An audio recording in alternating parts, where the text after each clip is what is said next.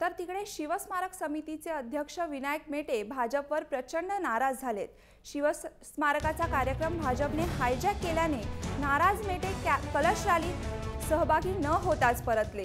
त्यामुळे भूमिपूजनाच्या सोहळ्याला मेटे गैरहजर राहण्याची शक्यता आहे। दरम्यान हा सरकारचा कार्यक्रम आहे आणि आपण एक सामान्य कार्यकर्ता म्हणून कार्यक्रमाला उपस्थित राहू असं सूचक वक्तव्य त्यांनी केलंय।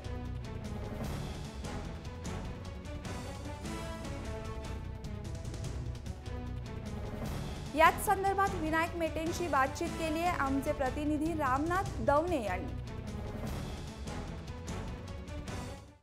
आपल्यासोबत स्वतः शिवस्मारक समितीचे अध्यक्ष विनायक मेटे जे आहेत। सन्मानाचा श्रेय उद्याच्या कार्यक्रमात आजपासूनच सुरू झालेला आहे। कशा पद्धतीने मान सन्मान जो आहे प्रशासकीय यंत्रणेत किंवा राज्य सरकारचा कार्यक्रम किंवा केंद्र सरकारचा कार्यक्रम म्हणून देणं तुम्हाला आणि किंवा इतर कार्यकर्त्यांना अपेक्षित आहे? नाही, हा महाराष्ट्र शासनाचा कार्यक्रम निश्चितपणाने आहे। तर महाराष्ट्र शासन त्याच्यामध्ये कुणाकुणाला सोबत घेत आहे किंवा काय करत आहे हा महाराष्ट्र शासनाचा प्रश्न आहे आणि ते शासनच त्याच्याबद्दल योग्य ते सांगू शकेल। पण समितीचे अध्यक्ष म्हणून त्याबद्दलची काही चर्चा आपली मुख्यमंत्र्यांशी झालेली आहे का? नाही, माझ्या आणि मुख्यमंत्र्यांची जेव्हा चर्चा झाली तेव्हा त्यांनी सगळ्यांना सोबत घेऊन जायचं एवढं मला सांगितलेलं होतं। मग आता काय झालेलं आहे ते मला माहिती नाही।